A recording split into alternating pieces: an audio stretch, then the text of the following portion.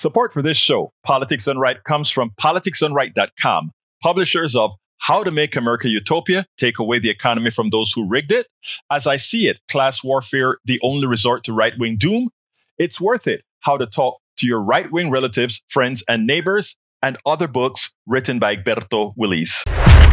Welcome to Politics Done Right. My name is Egberto, Willies, your host. Good morning, Houston. Good morning, Harris County. Good morning to the great state of Texas. Good morning to the United States of America.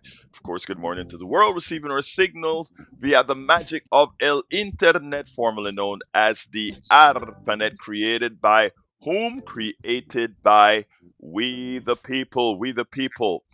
I start the show every day with that. Created by whom? We the people. And I do it purposefully. There's this thing that the right wing knows, and that is you keep repeating something over and over again.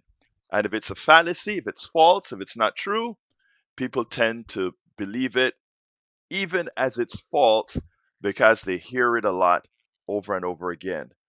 Those of us on the good side, those of us on the side of truth, we believe by just telling the truth one time that it's okay. Everybody listening, well, there is the truth.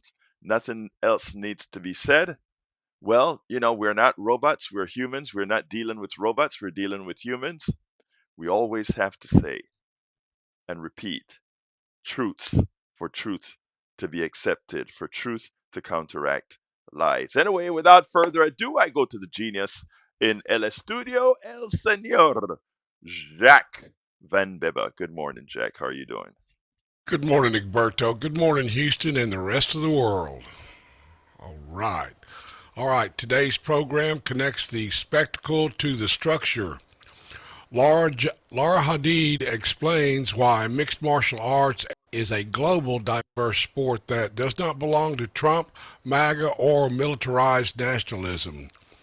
Elie Mystal brings the legal and electoral urgency warning that Democrats cannot sleepwalk into the midterms, while an extremist Supreme Court reshapes democracy from the bench. And Oxfam's warning about energy billionaires growing richer during the Iran war reminds working people that war always creates victims, but it also creates profiteers.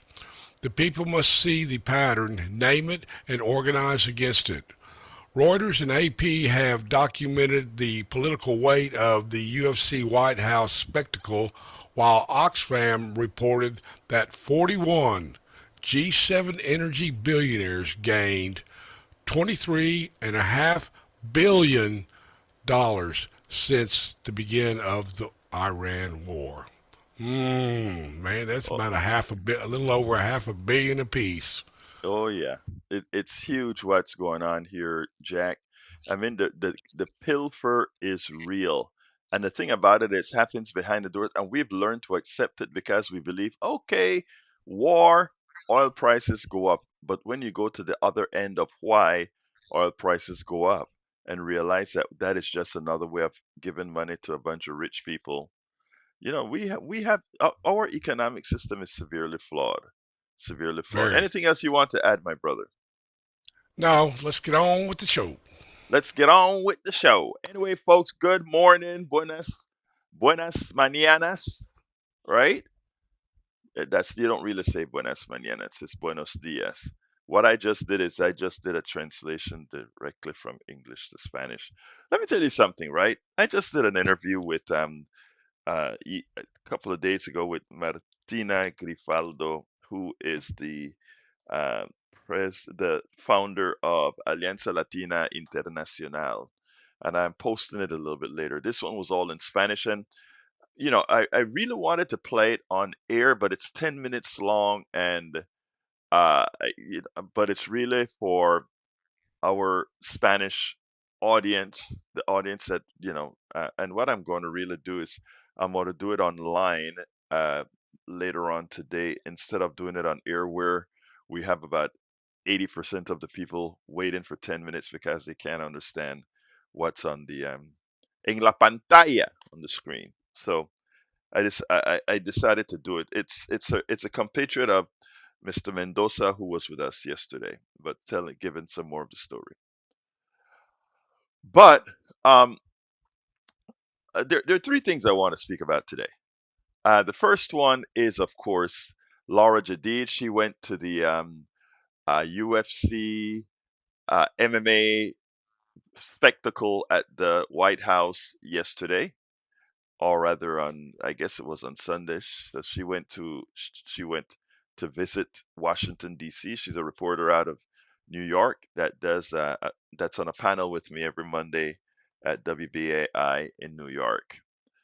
The other topic we're going to do is Elie Mystal. Elie Mystal is a journalist. You guys see him on MS Now and CNN all of the time talking about um, the Supreme Court laws, etc. He's written several books on the Constitution, etc. And thirdly, we're going to talk about what Jack just mentioned in ending about what the oil billionaires are doing. And I really want to touch on that because I think we so importantly have to point these things out over and over again. It's not just as simple as saying, "Oh, the rich is taking everything." Oh, the.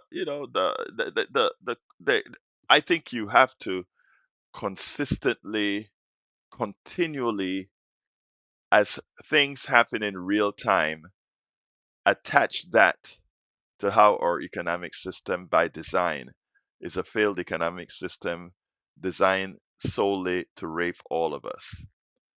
And I say that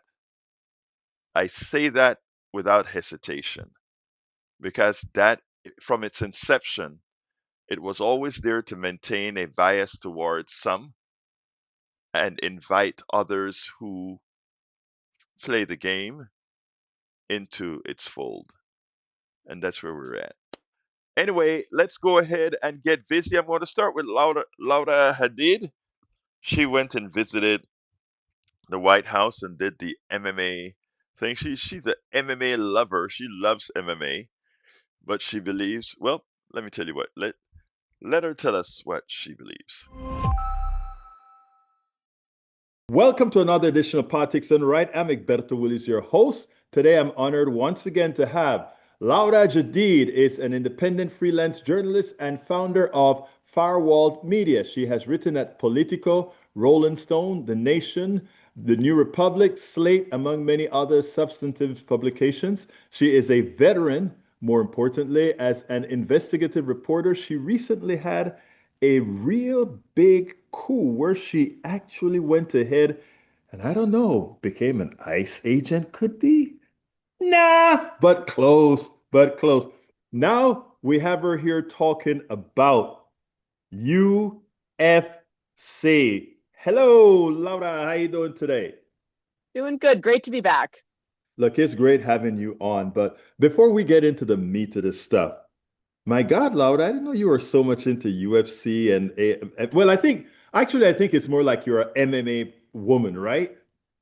Yeah, I mean, I say MMA now because UFC has gone so badly, but yeah, I've been watching for 20 years. It's the only sport I like, and it's been real painful to watch what's happened to it because it should not be on the White House lawn. Dana White should not be doing any of the things he's doing. It should not be a Trump vehicle. It's all very depressing. You know, it's funny because you wrote an article titled, It Was Everyone's Sport, then MAGA hijacked it. It doesn't have to be this way. And it doesn't. I mean, I'm not saying everyone has to like it. It's a blood sport. It's violent. I understand why people don't like it. I'm not trying to convert everybody to MMA, but the idea that it's somehow a far right coded thing is ridiculous. I mean, it is a global sport. It is egalitarian. The number one pound for pound fighter in the world right now is a devout Muslim from Dagestan. Um, the commonly held greatest female MMA fighter in the world is an out lesbian from Brazil. Like, this is a truly global sport, and it does not matter who you are. You can go into that ring and do your thing. And it's really perverse that MAGA has kind of, you'll excuse me, peed all over it and made it theirs. You know, I learned a lot from your article, and I want to talk about you being at the White House in a minute. But the article, I just got through reading the article, and I was intrigued. You know, I was like, "Wow, Laura!" We're in the same panel with WBAI every Monday, and I quite didn't know this about you. Anyway, but let me tell you other stuff. I mean, I love the way you kind of twisted things into your article. You actually said how can MAGA be doing MMA, doing UFC if it's a DEI? The sport looks everything that they're against. DEI, you even put that in the article. I was like, girl, look at what she nailed it. She nailed it. I mean, it is. That's the thing. Is I mean, if there was ever weirdly, because I know it's a very violent sport, but if there's ever a woke sport, it's this one. Like, you've got women in there defying gender stereotypes every time there's a card with them on it. It's just, I don't know. It's very sad that they've just completely convinced everybody or most people that this is theirs. You know what? This shows that they really have no values, no North Star, nothing, because it is like they just go on Trump's next grifting whim. It is nothing. They have there's no core there because actually I think you nailed it when you said for people that don't believe in DEI, for people that don't have all that, this is the last sport that you'd think see them adapt, right? Yeah. No, you wouldn't think. And yet, I mean, it just, no, they don't. They just want things to be the way they want them to be. All they can see is the blood and the violence and this like very twisted idea of like, this is the only way to be a man. And I, first of all, do not believe that. There's a lot of different ways to be a man. That is one of many ways to be a man. These are athletes. They are highly skilled. They've chosen to do this. It's a sport. It's a game. It's not some kind of martial gladiatorial fantasy that Trump is trying to make it into. And not only does that make me sad as an MMA fan, it's dangerous to treat war like a game, to associate the troops with MMA. These are two very different things, and it's distressing. It's amazing. But anyhow, my real question to you is, how the hell did you get to the White House yesterday? I mean, you told us you were going to DC. I didn't quite know that you were going to be on the grounds of the White House. Wow. Well, to be fair, I went to the Fan Fest, which was not. I didn't actually get into the ring or anything, or into the actual venue, but Hmm. there was a Fan Fest for like thousands of fans who could go on the ellipse and do all these little activities. And there was a Hmm. lottery for tickets, and I put in, and I got lucky. My number came up. So as soon as I saw that, I was like, this is a story I was born to write. I can't wait. I got to go immediately. So I went for both days to the Fan Fest, and it was certainly an experience. What kind of experience? How did you find the people, first of all? So the people, look, Republican, probably like generically Hmm. so. They thought it was very funny when Hokett, who's a jerk, I don't care for, it doesn't matter, said that Michelle Obama was a man. They all really liked that. They were all happy to cheer for Donald Trump. But like the actual conversations people were having was about fighting. Like, I think, look, are these people probably like 10 Republican? Probably. I mean, young men, angry, testosterone poison, sure, I'll buy it. But I think a lot of it is just like, it's become kind of, if you are a fight fan, then you must support Trump. And if you support Trump, then you must be a fight fan. I think there's a feedback loop here. And what I saw on the ground is like a bunch of people like having a really nice time geeking out about their favorite fighters and buying merch and talking about who they place bets on, which is a whole other can of worms. But, you know, like there wasn't a lot of political discussion going on. That wasn't really why people were there. It just isn't. It's not a political event, and Trump has made it political by wrapping it in stuff. But like the core of it remains it's just a bunch of nerds geeking out about their hobby. I'm glad you said that because I think, believe it or not, I think that is a winning message, right? Trump is the one who, I mean, he likes to accuse Obama of the polarization, but the reality is he's one of the great polarizers that just make. You said something in your article that really got to me, and not got to me, but touched me when you said sometimes among your lefties, it's amazing that you are the gun carrying, what is it? I don't remember how you said Yeah. it, but you are the gun carrying person who like MMA and who doesn't find NPR all that amused. I mean, I sat down there and I'm like, that's what I'm talking about. People are people, and to try to throw everybody into one box doesn't make any sense. And you are the microcosm of what that's all about. Yeah, thank you. Because look, it shouldn't like there's so many things that just shouldn't be political. It shouldn't. Hmm. These are just things that I like in my spare time. It's just how I'm wired. I believe I compared myself to like a 12-year-old edgelord on 4chan just aesthetically. That's apparently just the stuff I like. By the I, way, I that went didn't over ask to be my born head, this way. okay? That went over my head. I was like, what is she talking about? Maybe I need to go do some research. No, don't worry about it. But yeah, no, I wish we could get back to a time where people could just like the things they like and not every single thing had to be sorted in one of two boxes. Like these things are just personal preferences and there's no moral value really ascribed to them as far as who you are or what you believe. I don't believe.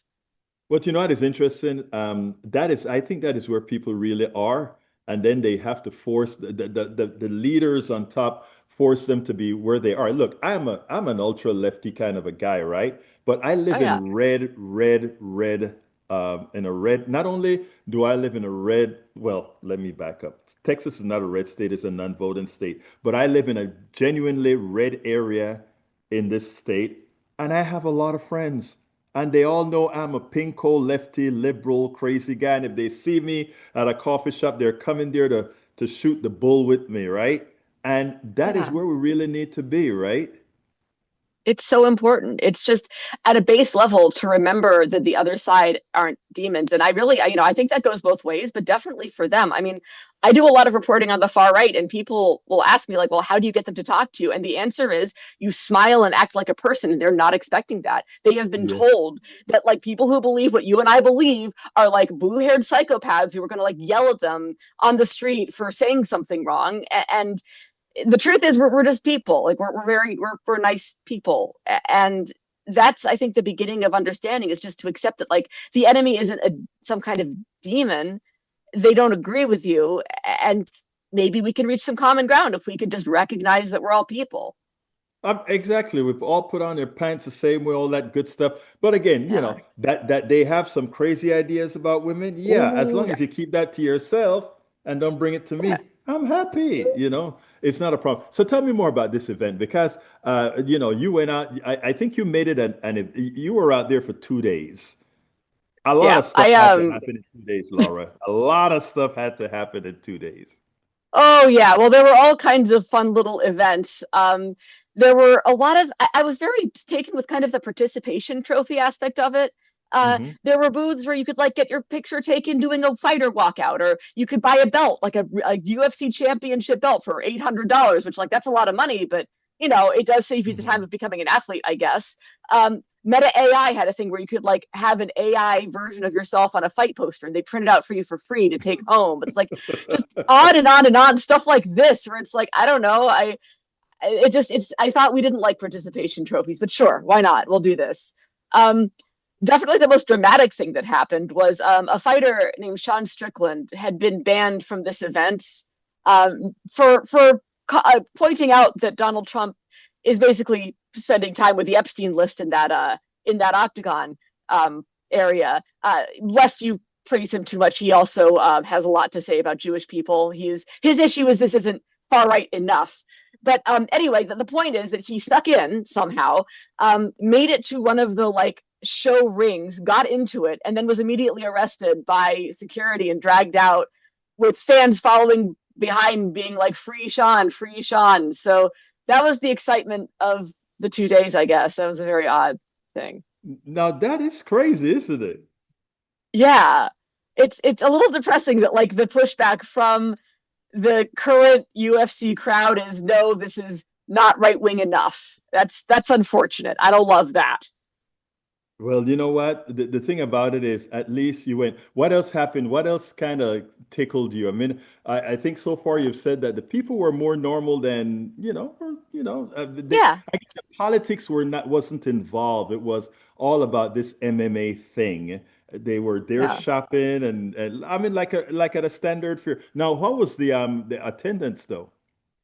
I am really bad at crowd estimates. It was a lot of people. Okay. One of the things that Trump does, and I don't know if this is on purpose or not, but Trump events tend to have very slow security lines. I don't know what Hmm. this is. You would think they would learn once ever, Right. but it means that like over the course of a day, people come in slowly. So what you get is you get a lot of liberal publications, and I've done this, I've posted pictures, and it's like, that's a very small crowd. Well, that's because this has been open for an hour and a half. You wait 3, 4 hours, suddenly there's a lot more people. And it is clever because you've got, media outlets that don't agree with Trump being like, look, this is pathetic. No one was there. And then conservatives being like, what are you talking about? Everyone's there. You just get to pick your own shot, but definitely thousands. Exactly. I mean, I don't know if it's a strategy or not, but if it is, it's a pretty good one. Yeah, I mean, I think you got to stay engaged to really give people, if you're going to be out there reporting, be out there reporting like you did there, and give an accurate story of what's going on. Because, I heard this on some station today. It's like, well, is Trump finally losing it, and his people are really giving up? And there's one guy that says no, he still has his power with his group, maybe not with Americans in general, but with his group, the hold is on and it continues to hold. So, I mean, I think we ought to be very careful about that. I agree. I feel like rumors of Trump's demise have been greatly exaggerated for at least 10 years now. It's just every time I count him out, he's back. So, I mean, eventually he will shuffle off this mortal coil. He will leave us forever. But until that time, yeah, he's definitely got that magnetism. And, even people who are pretty mad at him, I wouldn't say they're like attacking him directly, exactly. They're kind of complaining on the sidelines more than mounting a real forward Exactly. assault on him. Exactly. So all in all, Laura, and by the way, first of all, I have an article. The article, like I said, you are you're a hell of a writer. And I mean, I sat, let me be honest. When I get these very long articles, when I get to the middle of it, I start skipping and just kind of trying to get Same. out of it. Your article held me, baby. That article held me on, and I kept on reading that article. I'm like, damn, she's a damn good writer. I understand that you have another one coming out after this one as well on the Yes, same tomorrow morning, hopefully. Yeah, tomorrow this one will morning. be more specifically on the event itself. Like the one that I wrote was just kind of a defense of MMA from the perspective of someone who's real mad about what's happening. Tomorrow's will be about the event itself and just kind of what it was like to be there and why I think Trump is doing this, which I think he's trying to link MMA with the military, which is horrible because war is bad and should be fought as a last resort. And MMA is a sport for entertainment, and these things are not the same. And it's very dangerous to kind of gamify the troops like that. It's really kind of gross. So Well, there'll be some of well, that. good. When I post this video, I'm going to post it with those two links, both the pre and both the pre and the post of you going to the event. Why don't you give me a closure and tell me all in all, what do we need to know about what occurred at the White House? Give me your full interpretation and of what you've seen. Yeah. So, like I said, on the one hand, at its core, this did not, if it was held anywhere else with anyone else, this would not have been a political event. This would have been Comic-Con for fight fans. That's all this really was at heart. However, because it was held at the White House and because of the way they did the walkouts with the octagon, the White House in the background, they did a thing where they had Medal of Honor recipients flank every single fighter, which forced all of the like troops who were stationed along the way to salute, which gave the impression that the troops were saluting the fighters, which is Right. yeah, it's Dangerous. very Yes. clever. Yeah. Yeah. It's just this very, very distinctly trying to link like our American army is basically gladiators, and you should be really excited because these are manly men, and war is glory, and the American spirit is all about going out and making war. And if this all sounds real fascist, well, It because it is. is. Yeah. It is. Yeah. Well, look, Laura, thank you for hanging out with me and giving me this update as far as your experience out there at the White House UFC MMA. Laura Jedeed is an independent freelance journalist and founder of Firewalled Media. She's on Substack and everywhere else. Slate, you name it, she's there. Thank you so kindly for having been on Politics Done Right. Always an absolute pleasure, Egberto. All right, folks. I hope you enjoyed that. That was Laura Jedeed's experience hanging with the other side with that on that MMA event, etc., etc., etc. Anyway, welcome aboard in the house, Lisa Blair from Atlanta, Georgia, Uri Deaver, I think from Alvin, Texas, if I recall correctly, Paul Fleming from Powder Springs, Georgia. We also have in the house Lita Bearcat from Austin, Texas, in the Substack chat. Welcome aboard, Morny. Buenos dias, ¿cómo estás, corazón? We also have vegan Cindy, and I imagine right next to vegan Cindy is El Señor Vegan Cindy. Joe, how you doing? Joe from Los Angeles, California. Jose Montero, Rules of Law Rules. Huh, I like that tag. Jeannie Elva, welcome aboard. Merle Scretchen, welcome aboard. Mary J, welcome aboard. Likewise, Kathleen, John A, and Jean E. Thank you so kindly for being here. Udi is Deer Park. I'm sorry, it's the my other Texas brother is from Alvin, Texas. I got to get the two things set right in my mind. No, it takes me a while, man. It takes me a while. Anyway, we have on the phone with us El Señor Tag from Michigan. How you doing, Tag? I'm fine, thank you, Egberto. How about yourself? I am doing fine. Talk to me, my dear brother.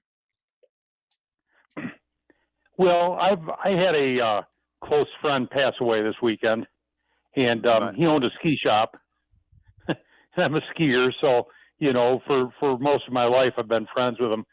But I've come to think about public service, and Yes. He was a public servant, even though he did it from a private position. And I started thinking about all these people, even what was going on in Washington this weekend, how that's public service, believe it or not. and even what you do is a public service. And some people do public service with public money, and some people do public service out of their own pockets, like you do.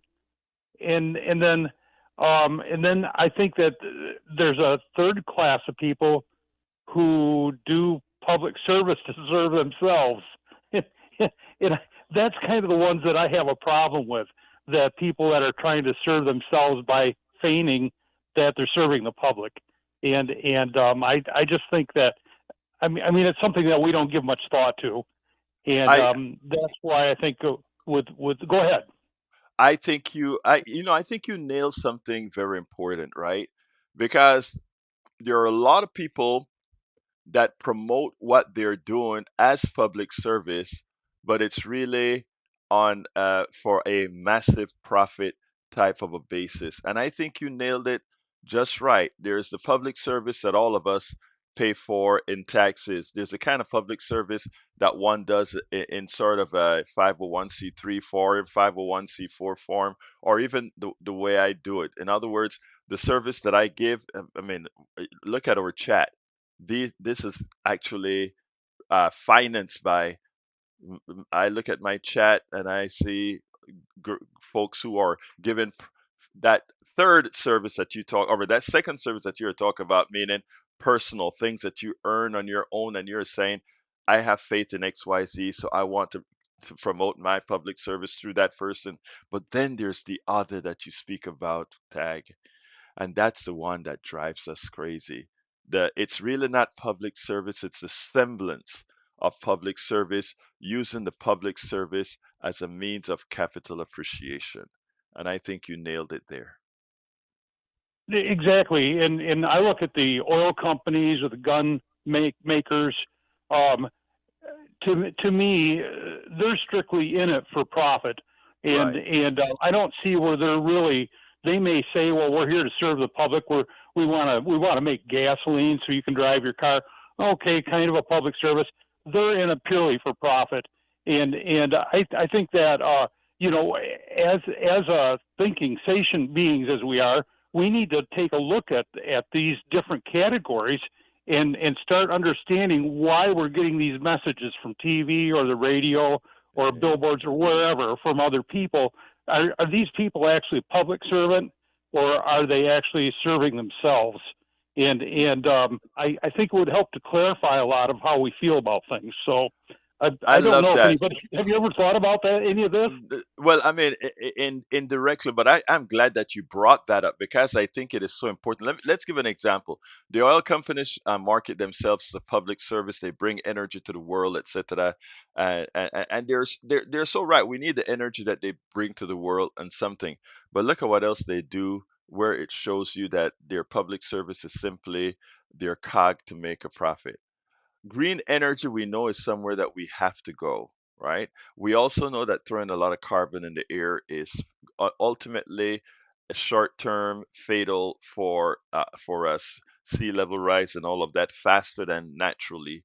And here is the thing, Tag, but they actively get into politics to stop the promotion of any alternative form of energy in order for them to keep giving that stuff to us, gasoline and diesel and all these other things, because absent that, they lose the profits that they get from it. I mean, it is, there's a certain disconnect right there that I think you're nailing. And I think the more we understand it, the more we stop believing the kinds of ads out there when VP announces on, I don't know if you remember their large campaign, BP, Beyond Petroleum. Marketing means absolutely nothing beyond petroleum as they try to stop green energy from coming into the fold. Good point, my dear Exactly. Tag. Well, You and made a and the other thing I kind of this kind of leads me off to is like the people in the military who serve the public, or like when they talk about Biden, how he served the public for 46 years. It's like people don't buy that. They, oh, well, you were in the government to serve yourself. I don't buy it. I think Biden was there as a public servant, and and I understand that he's a public servant who was financed by the public. Okay, that's different than yeah. somebody like yourself who is serving the public on your own dime. You know, that's a lot different. Let, let, And let, let, and my friend who owned a ski shop, let me he served my friend who owned a ski shop. He served the public for all those years, you know, trying to make a little bit of profit so he could keep his doors open. And because of him, I can go out in the winter when it's below zero and I can spend dollars out on the slopes and I'm warm because of what he taught me about being out in the cold. And he did it on his own, and without any help from the government. So that was kind of what brought me around to this public servant issue. So thanks for letting me put that out, Egberto. absolutely. Let me, before you go, I want to add something to Sure. Biden and even to somebody like McConnell. And, I don't like McConnell. I think he serves the rich, etc. But a lot of these people that are in government, their ideology may be screwed, right? But a lot of these guys are really public servants. Uh, Biden was a public servant. I look at somebody like McConnell who could have left the Senate. And the reason I'm bringing McConnell is to talk to my MAGA base to show you that I'm objective in what I'm saying here. I think there's a thing about some of these guys that are really, really in the public interest, and I think somebody like McConnell truly believes that they've bought the capitalism fallacy and thinks what they're doing is actually the way things are supposed to work. I mean, I am not there just thinking these guys are utter evil. I don't. A lot of times, I think they actually know what they're doing is evil. They know what they're doing is evil, but they think that is a consequence of keeping order, etc. They're wrong, but and I think that is where we have to start the conversation. But I love what you had to say, Tag. Keep up the good work, brother. Well, and just Oh, one wait. I follow-up. want to make one correction. Oh, Um, go ahead. when I went into this stuff, yeah, most of it, other than and doing ads and all of that on my website, was on my dime. But I've used up my dime, and now other folks see a reason for supporting what we do, and they're instrumental in doing that. I must say that I don't want to be given full back credit, all that good stuff. So anyway, just wanted to say that. Sure. You wanted to add something else? Real quickly, when you started talking about McConnell, it made me think of the fact that, you know, even with the Exxon and with everybody else, everybody's participating in building our society, which Right. is kind of a public service. But are you really building a society, or are you in it for the profit? And I think that's really the part that really bothers me. The Yes. people who are primarily there for profit and not so interested in helping build our society or betterment of our society. So Can I I can think I put that's a really what corollary it in that? comes down to. Can I put a corollary in that? I don't have a problem with Yeah, profit, but I have a problem with yeah, profit on somebody else's back, profit at the expense of the detriment of others. You see what I'm saying? And what I'm saying correct, is the correct, corporation's profit is at a detriment of others. Anyway, thank you very much for correct. your. You make us think, Tag. Thank you very much for your call, sir. Thanks, Egberto, for the time. Bye bye. Bye bye. Let's go to brother Jimmy. Come on in, Jimmy. Good morning, Egberto. The New York Times had a really good article yesterday about the beginning of SpaceX. Elon Musk wanted to build his own rockets. He went to Russia and tried to get them to help him, and they spurned him. He came back here, and his advisor said, "Don't do it. It's not worth it. You'll never be successful."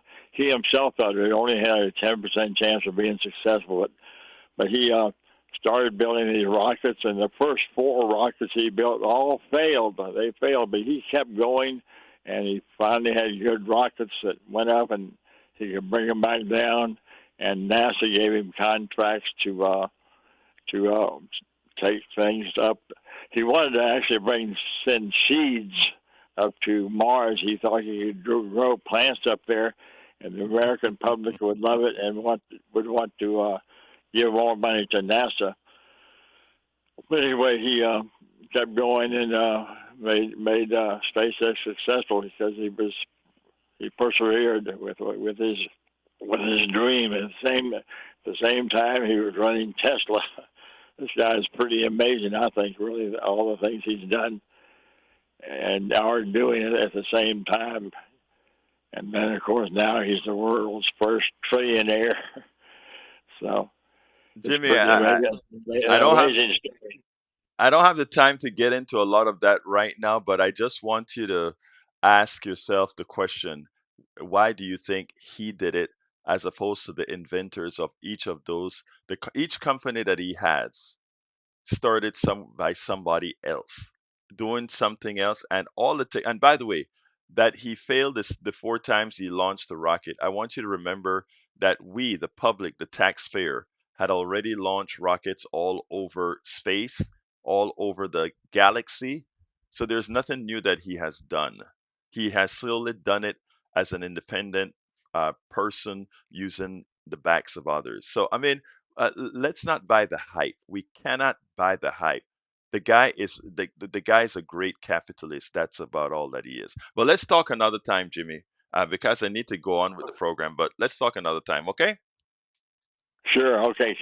Keep it going. Bye bye. Thank you, brother. Thank you, brother. Let's go to Michael. Come on in, Michael.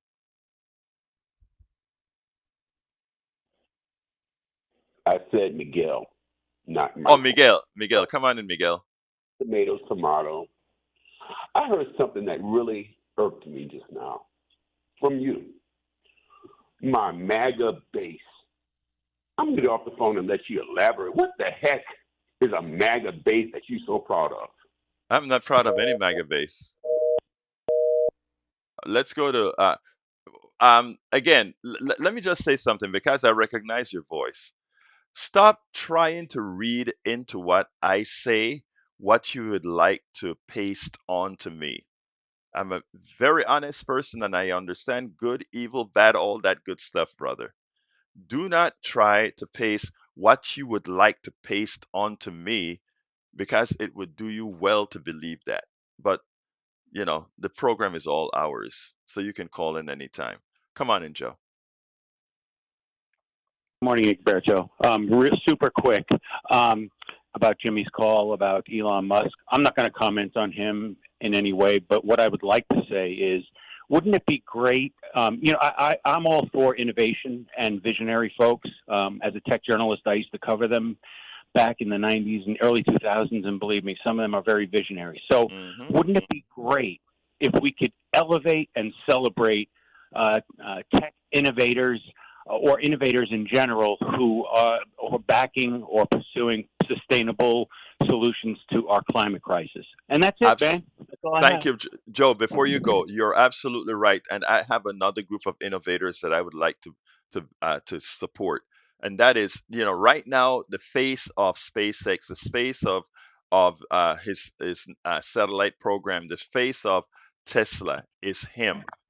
Why not let's go ahead and highlight the people who actually innovated the battery, the people who actually innovated the rocket, the people in his technical team that are actually the real innovators, and not just one face that collects the trillion. That is a corollary to what you just suggested, my brother. Yeah. All right. Let me get on to, thank you very much for the call, Joe. Let's see. Para ver. Let's go ahead and Cheryl says there's an interview worth watching. Musk and what is special sauce actually is. Let me go ahead and copy that into the other chat so others can see it. And let me go ahead and put it in my little store here so that I can see what it is that Cheryl is telling us to go watch. And Cheryl points out, let me just tell you that the next Zoom coffee with Egberto is Friday, the 26th of June. Please sign up. tinyurl.com/coffee with Egberto. We have fun on these Zoom coffees with Egberto. It is Friday, the 26th of June. It's between 7 and 9. Okay, I need to play Elie Mystal right now, and then we will continue with the program. Here is Elie Mystal. Welcome to another edition of Politics Done Right. This is Egberto Willies, your host. You know, we are here at Netroots, and I'm walking in the aisle. I'm looking and just looking and minding my own business, and something just popped up in front of me. Somebody named Elie Mystal. You know, you guys hear me talk about this guy all of the time. He is always on point. Elie Mystal, thank you so kindly for appearing on Politics Done Right. No problem. Yeah, the fro kind of like awoken me. Makes me noticeable. Yeah, in a crowd. it was like, wow, you know. But anyway, first of all, I know last year you wrote a book. Yes. What is that book? I want to make sure that there's a good reason otherwise for having you here. Right. Tell them what you wrote. Right. So my current bestseller is called Bad Law, 10 Popular Laws Ruining America. That's a follow-up to my previous bestseller, which is called Allow Me to Retort, A Black Guy's Guide to the Constitution. And I like putting the bestseller in there because, like, that's the thing they can't take away from you, right? Yes. I mean, 50 years from now, like, I can still say, well, your dad was a bestseller, you know, that son of a boy. Like, so I like reminding people that the book actually sold. It's hard to sell books these days, especially from the left. You see, that is one of the reasons I like this dude. I mean, because he points out what he needs to point out. Anyway, look, I have a big issue that I want to ask you about, and it has to do with the elections. I think there are two sides to this election. I was speaking to the Secretary of State of Connecticut today, and she said Democrats better watch out. And the reason they better watch out is that in her state, she handles the voting. She said there are two reactions that people can have to what's occurring right now. They can all just get out of the system altogether and not vote, which can hurt Democrats in this landslide one is hoping for, or Donald Trump can do a whole lot of messing around with the election. First of all, do you give merit to both of those? I'm not as worried, not in a state like Connecticut with people opting out. I think that Democrats are engaged. People are going to show up to vote. I think where the opting out comes in is in the states that are being illegally, unconstitutionally, yet completely gerrymandered, especially in the former Confederacy. Right. Because part of gerrymandering, it's also psychological warfare against our people. If you have a situation like you have now in Louisiana, like you have now in Tennessee, like you have now in Florida, where Black people feel like there is no hope, where that even if they show up in numbers, that the system is rigged against them, they have no chance to win, then that's when the couch can win. That's when, why should I even bother? The fix is already in against me. And so the psychological warfare of gerrymandering, I do think is a problem. I do think it's something that Democrats have to watch out for, that leadership has to fight, that you have to give people a reason to, more than a reason to vote at this point, you got to give people a reason to hope at this point when the Republicans are doing everything they can to take the hope, to take the heart out of the Black community in the South. So I absolutely give credence to that first thing. The second thing, in terms of Trump messing with stuff, I mean, what do we think ICE is? Right. People who think ICE is just there to deport illegal out of status immigrants, they're there to do that too. But like what he's done is set up a paramilitary force that can cause grave harm and grave confusion as we approach as we get through the election cycle. So absolutely, I think that we can't be caught flat-footed in terms of being prepared for Trump to use dirty tricks, violent tricks, to sway the votes in the election. Now, what do we do to sway that? Well, you have to have your own state and local police forces ready.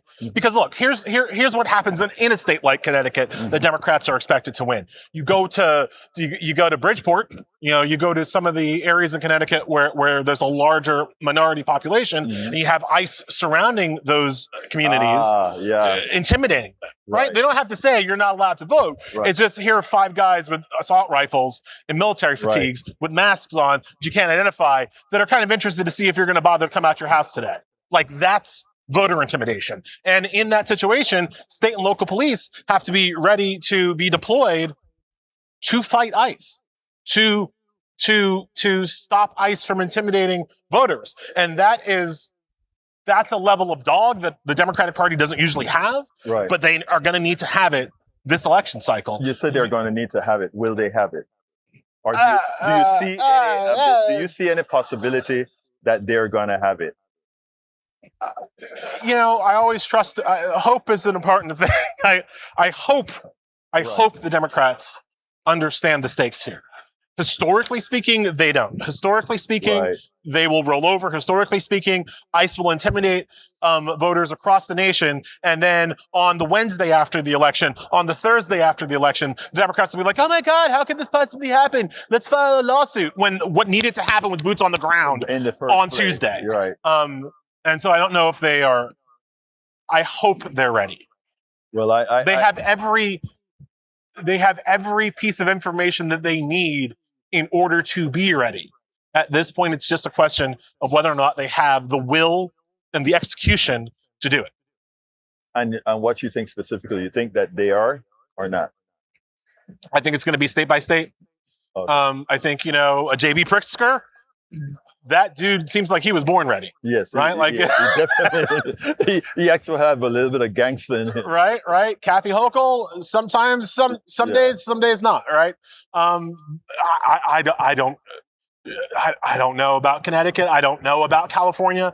I don't know about Ohio. Like the states where it's going to matter the most, I don't know. I don't know yet. Well, as it turns out, I was looking at some numbers and assuming that all the bad things that Trump could do doesn't happen. Do you realize we're at 47 Democratic senators right now?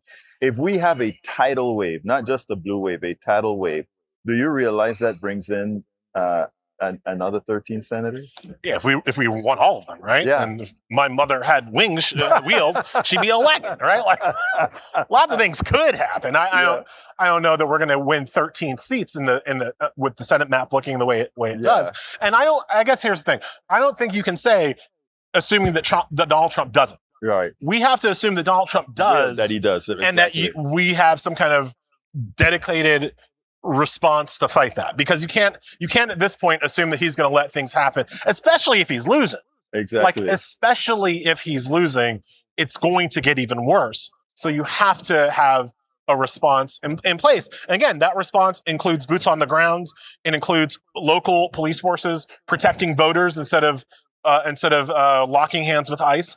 It definitely requires lawyers, lawsuits, ready to go to keep election places open, to keep polling places open. We know Republicans already use the dirty trick of trying to close polling places when people are still, they'll have some like issue in the middle of the day that prevents a bunch of people from voting. And then instead of extending the voting times, they just don't. Right. So a lot of people who tried to vote don't vote, or are not able to vote. Like you have to have lawsuits ready to go as that's happening on the day of the election.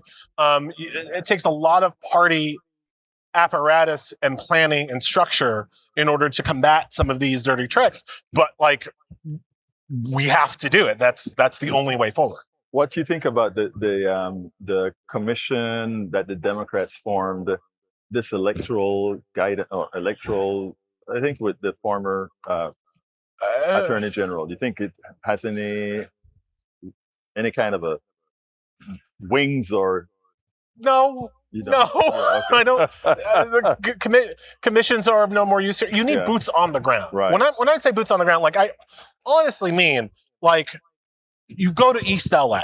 Yeah. We know there's going to be ICE in East LA on election day, discouraging people from voting. Right. Who are the state troopers that Gavin Newsom is going to deploy Right. to protect those voters? It is that direct, but also that simple. We don't need a commission. We don't need to put this up to committee. We don't need to have a working group, white paper. We need boots on the ground to protect people. And I don't know that the Democratic Party is always willing to take that next step. So what's next for Elie Mystal? Well, here at this conference, I'm talking about the only thing that will really help us, which is court expansion. That's why I'm here at Netroots. And anytime Democrats collect, I try to be somewhere, kind of in a closet being like, don't forget court packing. So that's why I'm here for this one. Then we're coming up on the end of the Supreme Court term. Big cases we're still waiting for big cases on transgender rights and of course, birthright citizenship. So I'll be reporting on that. Then we'll hit July. I'll take my annual July after the Supreme Court's done, July vacation with my family. And then I'll be back after Labor Day for the run up to the election. The big tip. Elie Mystal, thank you so kindly for having been on Politics Done Right. Thank you so much for having me.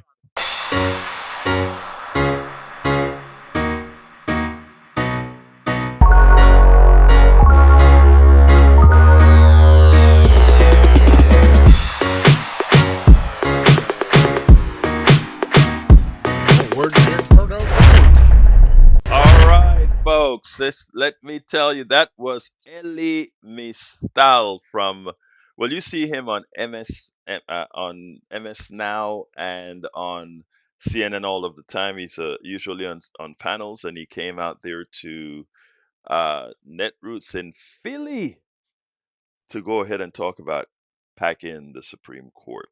Anyway, folks, Jack, were you saying something?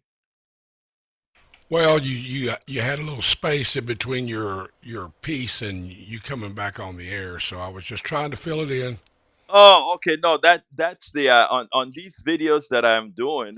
At the end of them, there is a 20-second piece that I make sure to play because all the folks that actually supported the creation of that videos is on the screen. The people on the radio can't see the screen, but the people all over the internet can see the screen.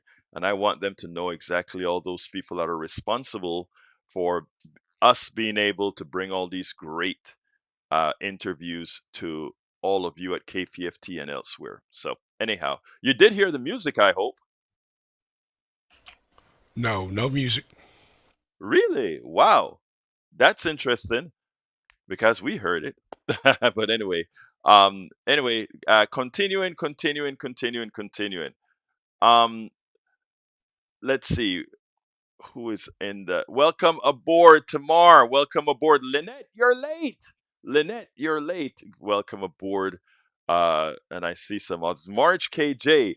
There was good music. They heard the music on the internet for some reason. Jack didn't hear the music on the chat. Probably Zoom did some magical things of removing it. Anyway, the last subject that we're at 53 already. Yikes. All right. Let me say this real quick. The third subject, I want to touch on this. So I'm going to make it quick. In grotesque billionaire bonanza, 41 energy tycoons saw fortunes grow by $23.5 billion. Conflict devastates countries and costs countless lives, yet for some it is extraordinarily profitable, said Executive Director of Oxfam International. While much of the world is holding out hope that the U.S.-Israeli war against Iran may finally be reaching an end amid news of ceasefire, billionaire owners of some of the world's largest energy companies may not be so thrilled. A handful of just 41 energy industry barons in a group of 7 countries collectively increased their wealth by $23 billion just since the war was launched. The oil shocks resulting from the war has caused fuel prices to spike. I'm going to stop right there. The link to the article will be in my blog. But I want to point out something when I talk about a failed economic system. We get a war. There's no real oil shortage. There's some displacement. And in order to, supposedly supply and demand says you raise the price of something so less of it is used, but that you get enough money that you can invest in more things to reduce that backlog. But that's not what happened with wars, or that's not what's happening with oil. You raise your price simply because you can, and you pocket that money. And that is just the definition of how this economic system works. What should be done now is we should tax that right back into the coffers of the government, because again, it was a private sector tax on all of us. That's the only fair thing to do. And on another day, anyone who wants to discuss that, please feel free to call and let's have an honest discussion about why this should be illegal. Jack. Well, all I got to say is, billionaire wealth to me is obscene, and especially trillionaire wealth is obscene because it represents the skim off the top, the theft of wages from the workers, and this money is taken out of the economy. And if it comes back into the economy, it's used against the people to create monopolies so the people can profit them more. Absolutely. People need to start thinking about this. Billionaire wealth is unearned. It is unearned. It is just taken from you in some form or the other. Whether it's in the form of stock appreciation, you have to go underneath the abstraction to why stocks appreciate. No matter how you look at it, it is impossible for someone to become a billionaire, and even worse, a trillionaire. It is a form of extraction on you, on all of us. And we have to, Jimmy still who calls in. I still have to work with Jimmy to tie the knots with my brother, as far as ever thinking that there's something worthy from a technical standpoint of Elon Musk. The truth of the matter, it isn't. Anyway, folks, I got to get out of here. The music is on. Thank you so kindly for being here. Thank you for your ears. Thank you for listening. Don't forget Coffee with Egberto, tinyurl.com/Coffee with Egberto. Love you all. My name is Egberto Willies. This is Politics Done Right, and you guys know how I end this baby. I am what? Out.